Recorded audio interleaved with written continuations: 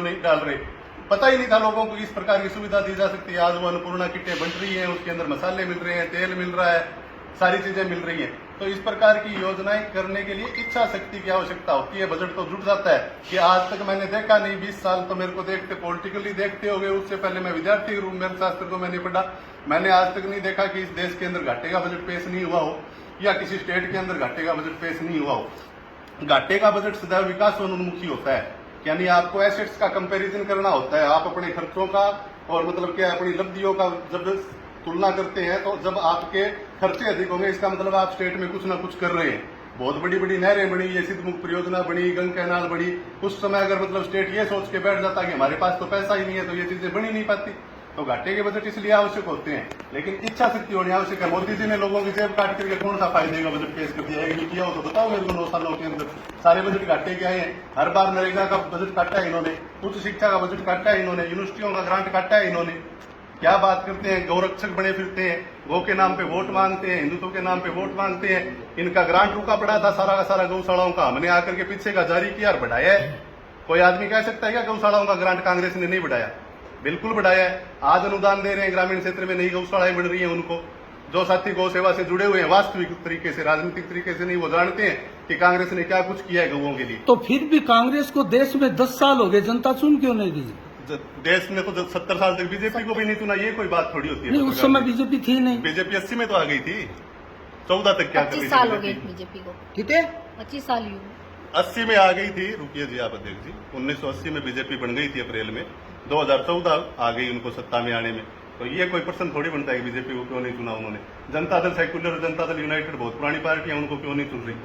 Sir एक सवाल, ये तो कोई प्रश्न ही नहीं होता कि क्यों नहीं चुन रही, वो जनता का मन है। जनता के ऊपर आधारित है, इसको चुने। हम कह रहे चुनना चाहिए क्योंकि हमने ये सब कुछ किया है, वो बताने की आप लोग कोशिश करिए। ओपीएस दे रहे हैं, आप लोग चिरंजीवी योजना दे रहे हैं, आप लोग दुर्घटना बीमा योजना दे रहे हैं, आप लोग किट दे रहे हैं, आप लोग उज्ज्वला योजना को 500 रुपए दे रहे हैं, आप 100 यूनिट भी दे रहे हैं, आप 2000 यूनिट कृषि बिलों की भी माफ कर रहे हैं। लेकिन वोट गेन करने में कांग्रेस पीछे कैसे है? बीजेपी 200 रुपए कम करके भी वो वोट परसेंटेज लोगों का दिमाग डाइवर्ट गेन कर लेती है, लेकिन आप लोग इतनी योजनाओं के बाद भी ये तो इनका वो वोट लेने के लिए अलग ड्राइव पर विश्वास करते हैं, इनका जन कल्याणकारी योजनाओं पर कोई विश्वास नहीं है। कांग्रेस जो है गांधीवादी विचार की पार्टी है और केवल मतलब जन कल्याणकारी योजनाओं के सहारे सत्ता में आना चाहती है। बीजेपी ने अपना एक अलग मॉड्यूल सेट किया है, उस मॉड्यूल के अंदर वो आज तक परफेक्ट थे, अब धीरे धीरे वो मायाजाल टूटने लगा है, तो आगे बीजेपी को भी जोर आएगा। सब कुछ देने के बाद में भी वही बात है कि सब कुछ करने के बाद में भी आप अगले को गन पॉइंट पर नहीं ले सकते कि हमने आपके लिए मंदरूप जी यही कर दिया इसलिए यहाँ वोट डाल जाइए। ऐसा नहीं हुआ करता है लोकतंत्र के अंदर। योजनाएं बनाना, जनता को लाभ पहुंचाना सरकारों का काम है, वो काम हमने बखूबी कर दिया। अब जनता से हम हाथाजोड़ी कर सकते हैं, किसी को विवश नहीं कर सकते कि आप वोट डालिए। बीजेपी कौन सा मॉड्यूल चुनती है वो किसी से छुपा हुआ नहीं है, इनकी पीआर एजेंसी आज किसी से छुपी नहीं हुई है। अमित मालवीय क्या काम करता है वो किसी से छुपा हुआ नहीं है, वो कैसे सारा का सारा मतलब उनका चैनल काम करता है वो किसी से छुपा नहीं हुआ है, तो आगे इनको दोहराना शुरू हो जाएगा। तो क्या आप ये कहना चाहते हैं कि गांधीवादी विचारधारा देश में धीरे धीरे कम हो रही है या खत्म हो रही है? गांधीवादी विचारधारा तो कभी खत्म नहीं होगी, लेकिन गांधीवादी तौर तरीकों से काम करना सबके लिए आवश्यक है। वर्तमान की जो सत्तारूढ़ पार्टी है वो गांधीवाद में उतना विश्वास नहीं रखती जितना कांग्रेस रखती है, तो स्वाभाविक सी बात है कि वो उससे भिन्न कार्य करेंगे। एक आपके सवाल से एक जवाब से एक सवाल निकला है कि जो ये अपनी सरकार ने बजट दिया मार्च में, फरवरी में, ठीक है, और अभी सेंट्रल गवर्नमेंट ने जो 200 रुपए कम किए हैं, तो दोनों की तुलना करें तो 8-9 महीने तब रहे थे चुनाव के, और 8-9 महीने ही लोकसभा के चुनाव के रहे हैं अब जब केंद्र सरकार ने 200 रुपए कम किए हैं। तो आप ये आरोप कैसे लगा सकते हो कि चुनाव के पास में आके ये वाला काम कर दिया? चुनाव नहीं आ गए क्या पास?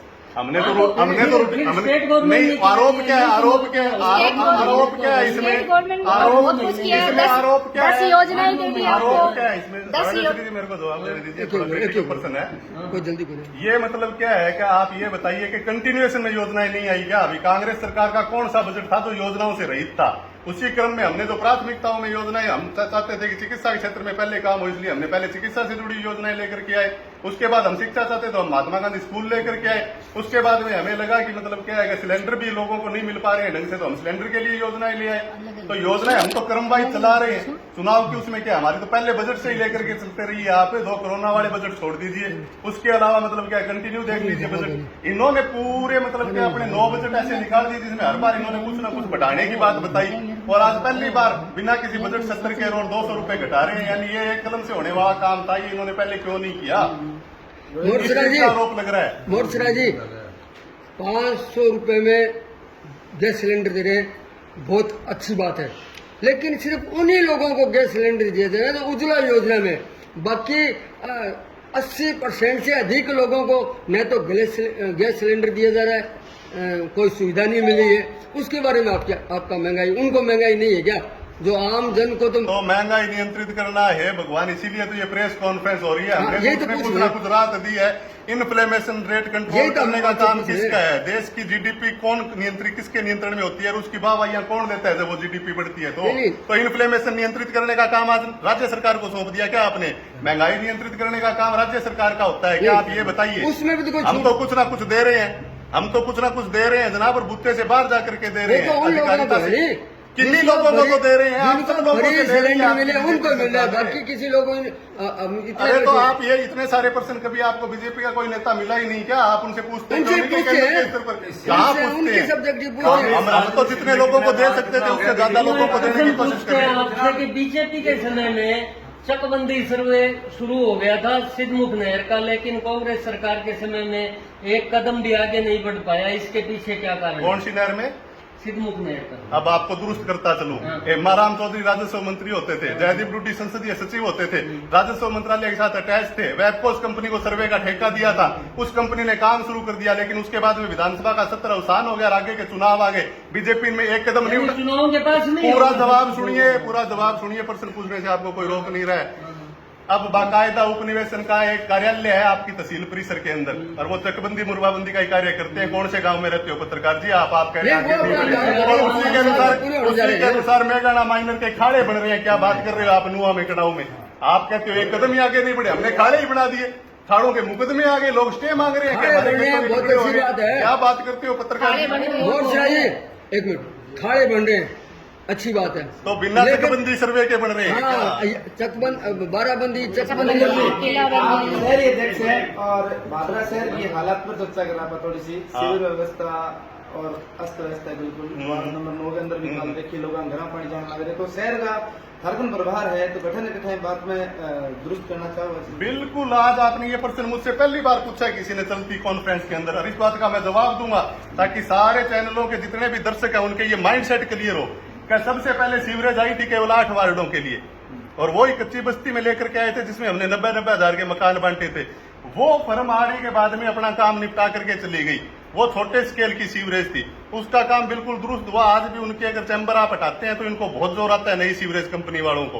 उसके बाद में वो टेन्योर लगभग पूरा हो गया था। भाजी जी वहां डीएलबी में अपनी मतलब क्या है प्रभाव का इस्तेमाल करके पूरे शहर के लिए सीवरेज ले आए। वो काम शुरू हुआ, करते करते बीजेपी की सरकार आ गई।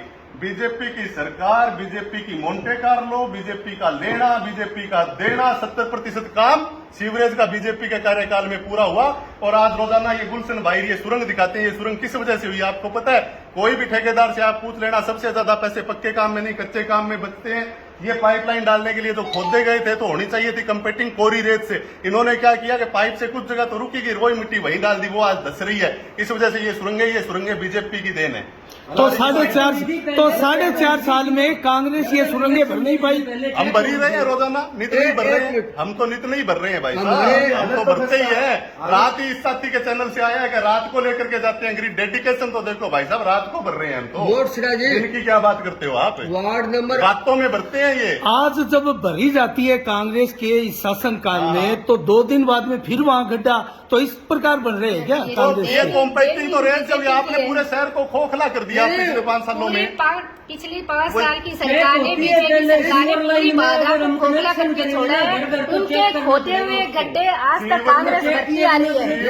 अब जो आज तक कांग्रेस भर रही है, उन गड्ढों को खोदे हुए बीजेपी कांग्रेस भर रही आप है। बीजेपी कांग्रेस की बात नहीं करें, जो इस 5 साल में सीमेंट पड़ी है उनमें गड़बड़ हो रही है। 5 साल नए में जो नई सीवरेज में कितनी जो लाइनें गड्ढे खुदी? खोदने का काम नए बीजेपी ने नए 5 किया सालों में है, कितना काम हुआ? वो कांग्रेस भरने कितने का क्षेत्र में काम कर कितने रही है वार्डों 5 में साल से। मैं बात क्या जाने की बात करूँ, हाँ इस 5 साल के और कार्यकाल इसका में सीवरेज गिरी है। जो नगर पालिका भुगत रही है पूरा। चलो आप कह रहे हो बीजेपी के एक शासनकाल में 70% बन गई थी, तो क्या कांग्रेस के 5 साल में 30% भी नहीं बन पाई? और अभी तक आज कंप्लीट नहीं हुई है, अभी भी 30% बाकी है। कांग्रेस के शासनकाल में काम ही नहीं हुआ क्या? काम हुआ है। जवाब दे आप। आप जवाब देंगे, अब हाँ। जवाब लें आप, आपने प्रश्न पूछ लिया, अब आप जवाब लें। यानी स्ट्रक्चर खड़ी हो जाती है मकानों की, मकान पर ही ले लो आप, उसके बाद में उसमें जो करने का लास्ट का 10% काम रहता है वो सबसे ज्यादा समय लेता है। अब इसकी होनी है फिनिशिंग सारी की सारी, इसकी होनी है रीबैलेंसिंग सारी की सारी की। आपने लोहे के बहुत बड़े बड़े वो देखे होंगे, वो चैम्बर्स हैं जहां से वो मतलब डाइवर्ट होना सारा सिस्टम, ये सारी की सारी प्रक्रिया चल रही है। इसी दौरान आपकी पीछे की कॉम्पैक्टिंग प्रॉपर नहीं होने की वजह से वो गलियां धस रही है, बराबर में अनेकों अनेक काम चल रहे हैं। ये सुरंगें क्यों उजागर हो रही है आपको पता है?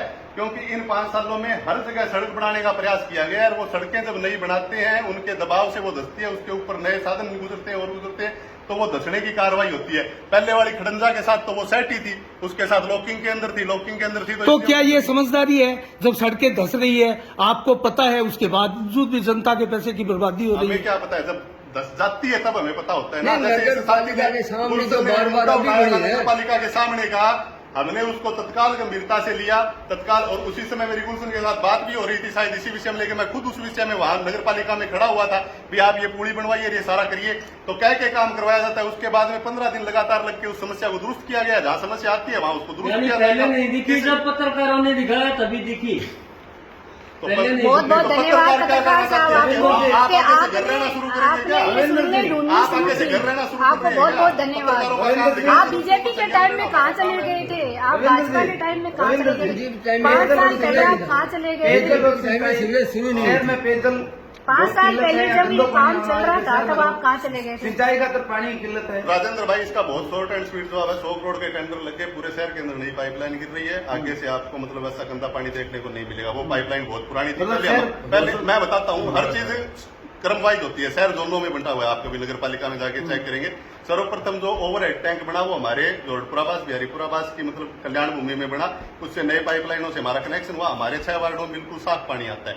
इधर वाले शहर में प्रभावित थी, मेरे को शहर के अनेकों अनेक नागरिकों ने बताया, हम उसके लिए बार बार बात करते रहे। 100 करोड़ रुपए का बजट मतलब स्वीकृत हो गया है, एक्शन की पोस्ट स्वीकृत हो गई है, और उसके टेंडर भी लग चुके हैं। टेंडर लग चुके हैं, पाइपलाइन डालने का काम शुरू है। बोर्डिंग से लेकर के मूर्ति चौक तक डाली थी, आपके अगर नजर में आई हो तो। इसी प्रकार जल्दी ये सारे के सारे में डल जाएगी, और इस गंदे पानी की समस्या से और खारे पानी की समस्या से भी छुटकारा मिलेगा। क्योंकि जोगीवाड़ा में बड़ा जो प्लांट बन रहा है, 15 दिन इधर की सप्लाई, 15 दिन की इधर सप्लाई, न गंदा पानी पीना पड़ेगा न खारा पानी पीना पड़ेगा। अच्छा, पानी के लिए प्लांट शुरू हो गया क्या? अच्छा, मोर्चा जी, पानी के लिए जिसके लिए सिंचाई जगह जगह पे धरना प्रदर्शन हो गए। सिंचाई पानी, मोर्चा जी, हाँ जी, प्लांट शुरू हो गया क्या बनना? टेंडर हुए। टेंडर तो नहीं, टेंडर तो संजीव बेनीवाल के कार्यकाल में भी हुए थे। हाँ, संजीव बेनीवाल वाले में हमारे वाले में हमारे वाला बन जाएगा बाद में। प्लांट शुरू हो गया संजीव बेनीवाल के टेंडर होने के बाद बजट पास हो गया था, वो एक अलग बात है। सिंचाई पानी हाँ, तो धरना प्रदर्शन हो रहे हैं जगह जगह। सिंचाई पानी इस क्षेत्र की एक समस्या है। हमारे पास सिद्धमुख प्रणाली और अमर सिंह प्रणाली 2 नहरें हैं। दोनों ही नहरों का पानी पर्याप्त पीछे से नहीं आ रहा है। उसके लिए सचिव स्तरीय वार्ताएं हो चुकी हैं, उसके लिए गठित कमेटियों की आपसी में चर्चाएं हो चुकी हैं। लेकिन हर सरकार की प्राथमिक जवाबदेही अपनी सरकार के प्रति होती है। पंजाब हरियाणा में लोग इन बातों के ऊपर चुनाव लड़ते हैं कि हम राजस्थान वालों को पानी नहीं देंगे। वर्तमान में बीजेपी की सरकार हरियाणा में है, आम आदमी पार्टी की सरकार पंजाब में है, कांग्रेस पार्टी की सरकार राजस्थान में है। तीनों सरकारों के सचिव स्तर की वार्ता हुई, उसमें सहमति बनी कि बीपीएम समझौते के अनुसार जल उस राज्य को मिलना चाहिए। वहां अगर छोड़ भी देते हैं तो बीच में एक बहुत बड़ी जो नहर हमारी आती है हरियाणा क्षेत्र से गुजर के, उसमें से बड़े स्केल पर पानी चोरी होती है। उसके बाद में आगे एक और समस्या आ गई कि हम जब भी उन मीटिंगों के अंदर मतलब क्या उसका एजेंडा तैयार करते हैं तो ये बात कहते हैं कि हमारा 550 क्यूसेक पानी दीजिए। सिद्धमुख नहर 1993 से 1996 के बीच में बनी। आज उस नहर की लाइनिंग कमजोर है, वो 360 क्यूसेक से ज्यादा पानी ओटने की भी स्थिति में नहीं है। अगर आज हमारा पूरा पानी आ जाए तो हमारे साथ वो भी स्थिति हो सकती है जो किरमाणी में हुई थी अभी पीछे हरियाणा के अंदर। और तो समस्या बिल्कुल जायज है किसानों की। अब इसके क्या है, वो काम होने हैं बंदी वाले काम होने थे, तो सरकारों को चाहिए कि बंदी के काम उस समय पर करवाए जाएं जब किसानों को पानी की आवश्यकता नहीं और नहर प्रॉपर बंद की जा सके। ये गलत समय पर बंद हुई है, उस वजह से भिरानी में हमारे किसान आक्रोशित हैं। हम किसानों के साथ हैं। हमने यहाँ से पत्र लिख दिया है कि ये गलत समय पर बंदी होने के कारण हमें किसानों की नाराजगी का सामना करना पड़ रहा है। आपने बोला कि पानी चोरी होता है, लेकिन पानी चोरी पर नकेल कौन कसेगा फिर? हरियाणा क्षेत्र में होता है, वहां तो हरियाणा सरकार ही कसेगी, नहीं कसेगी तो नहीं राजस्थान कसेगी। सरकार क्या करेगी फिर इसके लिए? स्वाभाविक सी बात है, राजस्थान सरकार तो सचिव स्तर की वार्ता कर सकती है, सीएम लेवल की वार्ता कर सकती है, वो वार्ताएं हो जाती है, उनमें सहमति बन जाती है, उन सहमतियों को लागू नहीं करेगा। आज अमित चौहान यहाँ आके लोकल विधायक से कोई बात करके चला जाए और वो उसको गारंटी दे दे कि हम आपके टेल तक पानी पहुंचा देंगे, तो क्या किसानों का प्रेशर नहीं रहेगा लोकल एमएलए के ऊपर पहुंचाने देंगे? पहले तो वो अपना यूज लेंगे ना। वही बात हरियाणा पंजाब के साथ है, वो उनकी प्रथम जवाबदेही जो है वो अपने किसानों के तो प्रति है। मोर्चा जी, राज्य सरकार और आप- केंद्र सरकार दोनों एक पार्टी की होनी चाहिए। ओके भी रहेगी, ओके भी चली गई, ये देख बड़ी के नहीं साहब, मिला। ये सीधी सी बात है, स्वाभाविक सी तालमेल- प्रक्रिया है, स्वाभाविक सी प्रक्रिया है। मैं अगर भादरा का विधायक हूं तो मैं पहले भादरा की सोचूंगा, नौकरी नहीं सोचूंगा। हरियाणा का सीएम चाहे कौन सी भी मतलब क्या है पार्टी का हो, वो पहले अपने मतलब क्या है वोटरों के प्रति जवाबदेही निभाएगा, अपनी राजस्थान वालों के प्रति नहीं निभाएगा। अगर मुख्यमंत्री के सामने कोई सहमति बन जाती है, उनकी मतलब क्या है, कोई आपस के अंदर डील हो जाती है, तो उस डील को भी वो कह देते हैं भी हाँ ऐसा होगा, लेकिन वो करते नहीं है धरातल के ऊपर। मोर्चा जी, आप सुलझे हुए व्यक्तित्व है और कांग्रेस के नेता भी माने जाते हैं और एडवोकेट भी है। आपने अभी एक सवाल का बहुत शानदार जवाब दिया जल जीवन मिशन के ऊपर। बहुत तेजी के साथ भादरा में काम चल रहा है। राजस्थान में 20,000 करोड़ का पाइपों के अंदर घोटाला हुआ है। पदम जैन जो कि फर्जी कंपनी बनाकर जिस प्रकार से घपला किया और उसके ऊपर ईडी की कार्रवाई भी हो रही है, 6 जगह ईडी के छापे भी पड़े जा रहे हैं और जांच हो रही है, अधिकारी भी उसमें शामिल है। क्या उसका असर भादरा तक नहीं आएगा, क्योंकि पाइप तो वो भी यहीं लगे हैं? देखिए, जल जीवन मिशन 55-45 की योजना है स्टेट की केंद्र की। अच्छा, आजकल क्या सिस्टम चल गया जब से अमित शाह मॉडल लागू हुआ है। मैं ये बात कहना नहीं चाह रहा था, पीछे सीवरेज वाले प्रश्न में भी मैं टला था इस बात से कि मोन्टे कार्लो कंपनी दरअसल गुजरात बेस्ड ही कंपनी है। मैं वहां उतनी तक इस वार्ता को ले जाना नहीं चाहता था। अब फिर बताता हूं कि जल जीवन मिशन के जो टेंडर हुए वो किस तर्ज पे हुए हैं। क्या वाइड स्केल पर जो टेंडर जारी किए गए, जारी करने के बाद में बड़ी कंपनियां जो आई बिड डालने के लिए, उनमें ऐसी शर्तें इन्होंने शर्तें लगाई जा सकती हैं टेंडर के लिए, तो उसमें ज्यादातर कंपनियां बाहर होगी, बाकी की मतलब क्या है, ये बांट के काम हो रहा है। फिर वहां से ये हमारे जो ठेकेदार लोग काम कर रहे हैं, इनको सबलेट किया हुआ काम है, सबलेट करवा के कर रहे हैं ये काम। फर्म ओरिजिनल फर्म कोई और है जो जिस लेवल के ठेके लेने के लिए ठेकेदार सक्षम ही नहीं है।